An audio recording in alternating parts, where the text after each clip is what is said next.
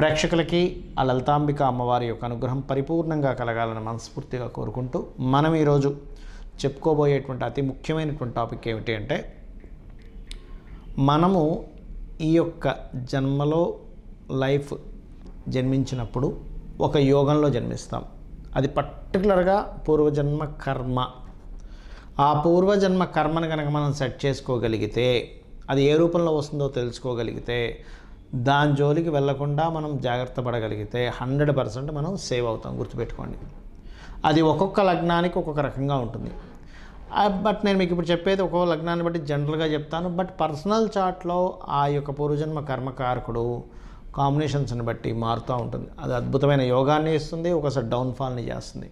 అయితే ఇప్పుడు నేను మీకు చెప్పబోయే దాంట్లో ఏంటంటే, కొన్ని అంశాల జోలికి వెళ్ళకపోవడం వల్ల, కొన్ని చేయడం వల్ల మీరు పూర్వజన్మ కర్మ యొక్క ప్రభావాన్ని చాలా మటుకు తగ్గించుకోగలుగుతారు, హ్యాపీగా ఉండగలుగుతారు. ఒక్కొక్క లగ్నం గురించి మనం తెలుసుకుందాం.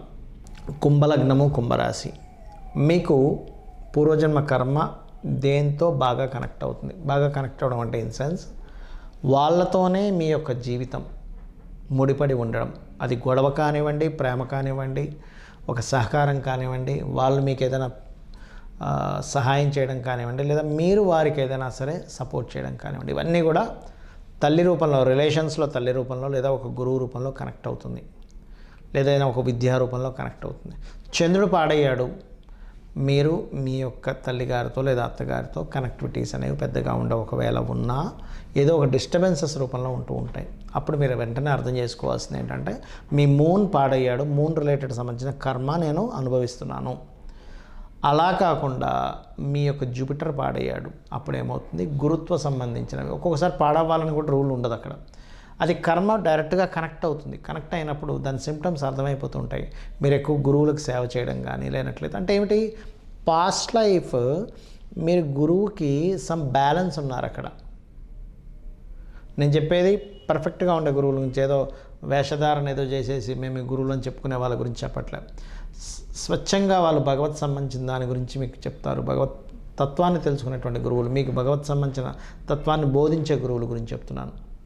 ఎందుకంటే ఇవాళ రేపు అన్ని రంగాల్లోని మంచి ఉంది, చెడు ఉంది. మనం ఆ పాయింట్ ఆఫ్ వ్యూలో ఆలోచించాలి. అదేదో ఒకరిని విమర్శించడమో ఒకరిని మనం మెచ్చుకోవడం అని కాదు. ఇక్కడ మనం ఏది మంచి ఏది చెడు అనేటువంటిది మనం తీసుకోగలగాలి. అయితే ఈ కుంభలగ్నం వారికి మాత్రం, కుంభరాశి సెకండరీ, బట్ కుంభలగ్నం ప్రధానంగా తీసుకోండి.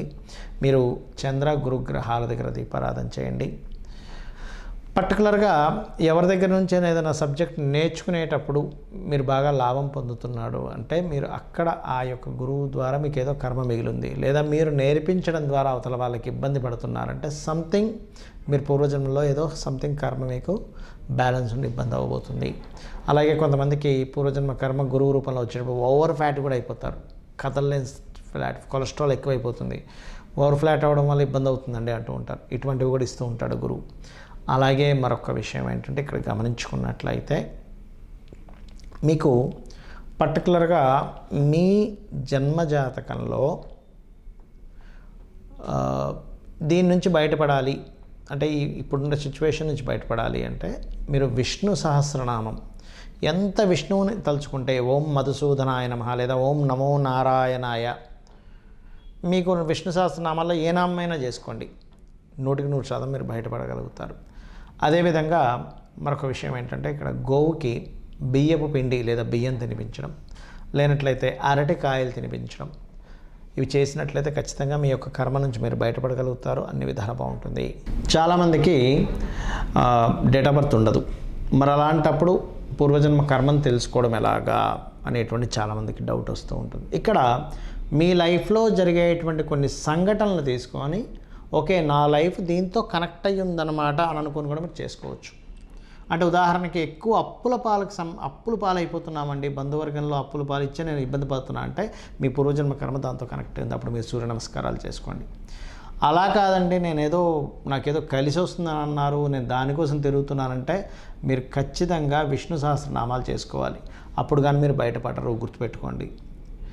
లేదు, నేను కొంతమంది చూడండి, కొన్ని సినిమా ఫీల్డ్ అను ఫ్యాషన్ రిలేటెడ్ దాంట్లోకి వెళ్ళిపోయి అక్కడ బోల్డ్ అంత ఖర్చు పెట్టేసి, లేకపోతే ఇంకా కరెక్ట్గా చెప్పాలంటే అనవసరమైన గొడవల్లోకి ఇరుక్కుంటారు. అంటే బాగా గొడవల్లోకి ఇరుక్కుంటుంటారు. ఒక చిన్న గొడవ నా లైఫ్లో పెద్ద టర్న్ తీసుకొచ్చింది అంటూ ఉంటారు. అలా మీకు ఏదైనా ఒక గొడవ మూలంగా మీ లైఫ్ ఇబ్బంది పడుతుంది, ప్రతిసారి ఒక గొడవ వల్ల ఇబ్బంది పడుతుందంటే మీరు చేయవలసింది ఏంటంటే లలిత సహస్రనామాలు చేస్తూ ఉండాలి, గోవు క్యారెట్స్ తినిపిస్తూ ఉండాలి. మరి కొంతమందికి ఏమవుతుందంటే ఇక్కడ కట్టిన గృహం వల్ల లేకపోతే ఒక వాహనం తీసుకోవడం వల్ల మీ లైఫ్ ఒక మంచి స్టేజ్గా అసలు టర్న్ అయిపోతుంది. అదే మీ పూర్వజన్మలో ఉండేటువంటి బ్యాడ్ కర్మ.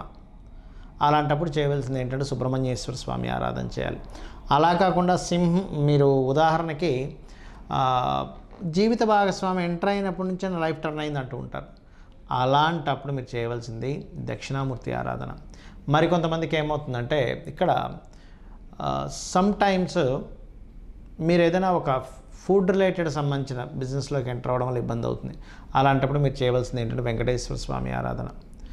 మరికొన్నిసార్లు కొంతమందికి గమనించుకున్నట్లయితే ఇక్కడ గవర్నమెంట్ రిలేటెడ్ వాటి మూలంగా గవర్నమెంట్ కాంట్రాక్ట్ చేయడం వల్ల మీ లైఫ్ తలకిందులు అవుతూ ఉంటుంది. అలాంటప్పుడు కూడా మీరు కాళికా అమ్మవారి ఆరాధన చేస్తే బయటపడగలుగుతారు. మరియు మరికొంతమందికి షేర్ మార్కెటింగ్ ద్వారా కూడా పోతూ ఉంటుంది. ఆర్ సంథింగ్ కొన్ని లైఫ్లో అంటే ఒక్కొక్కసారి ఒక బిజినెస్ చేశాను సార్, అద్భుతమైన వేవ్లోకి వెళ్ళాను, మళ్ళీ డౌన్ఫాల్ అయ్యాను అంటాడు. అలాంటి వాళ్ళు ముఖ్యంగా దత్తాత్రేయుడు ఆరాధన చేసుకోవాలి. మరికొంతమందికి ఏంటంటే వివాహం ద్వారా ఇబ్బంది వస్తుంది. ఒక జీవిత భాగస్వామి ఎంటర్ అయినప్పటి నుంచి లైఫ్ బాగా ఇబ్బంది పడింది అంటే మీరు లక్ష్మీనరసింహస్వామి ఆరాధన చేసుకోండి. మరికొంతమందికి అప్పులు చేయడం ద్వారా ఇబ్బంది వస్తుంది. అలాంటి వారు శ్రీమాత్రే నమః చేసుకోవాలి.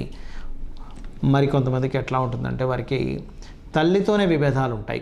అటువంటి వారు విష్ణు సహస్రనామాలు, తండ్రితో ఇబ్బంది ఉందండి, గవర్నమెంట్ వ్యక్తులతో ఇబ్బంది ఉందనుకునేటువంటి వారు రాజరాజేశ్వరి అమ్మవారి ఆరాధన చేసుకోవాలి. అంటే ఇవన్నీ ఎందుకంటే మీ యొక్క ప్రాబ్లంను బట్టి కూడా ఉంటుంది. ఒక్కోసారి పూర్వజన్మ కర్మ కనెక్ట్ అయ్యి, ఇది గుర్తుపెట్టుకోండి. అలాగే ఒకటే గుర్తుపెట్టుకోండి, మీ పూర్వజన్మ కర్మ ఎలా ఉన్నా, మీ వాస్తు పరిస్థితులు ఎలా ఉన్నా, మీరు ప్రతిదానికి కూడా ఒక మార్గం ఉంటుంది. ఆ మార్గాల్లో గొప్ప మార్గం ఏమిటి అంటే లలిత అమ్మవారి యొక్క స్తోత్ర పఠనం చేయడము. ఈ విశ్వం మొత్తం నిండున్నటువంటి కనిపిస్తున్న ప్రతిదీ కూడా ఈశ్వరమయం, ఆ విష్ణుమయం అని అనుకుంటూ అందులో ఉండేటువంటి శక్తి ఎవరైతే ఉన్నారో లలితాంబిక అమ్మవారు అని చెప్పి మీరు గుర్తించినట్లయితే 100% మీరు ఈ కర్మ నుంచి బయటపడగలుగుతారు. దీంతోపాటు కొన్ని అలవాట్లు చేసుకోండి. ఉదయం నిద్ర లేచిన వెంటనే కూడా కాసేపు ధ్యానంలో ఉండండి. ఒక half an hour 40 minutes minimum ధ్యానం చేయండి. ఖచ్చితంగా ఏదైనా ఒక ఆలయానికి రెగ్యులర్గా వెళ్ళడం ప్రాక్టీస్ చేసుకోండి, మీ ఇంటి దగ్గరలో ఉండే ఆలయాలకి. అదేవిధంగా వీలున్నప్పుడల్లా ఏదో ఒక మొక్కను నాటండి. ఇవన్నీ కూడా మీ పూర్వజన్మ కర్మలు తగ్గిస్తాయి. వారానికి ఒక్కసారైనా గోశాలకు వెళ్ళడం మీరు చేయండి.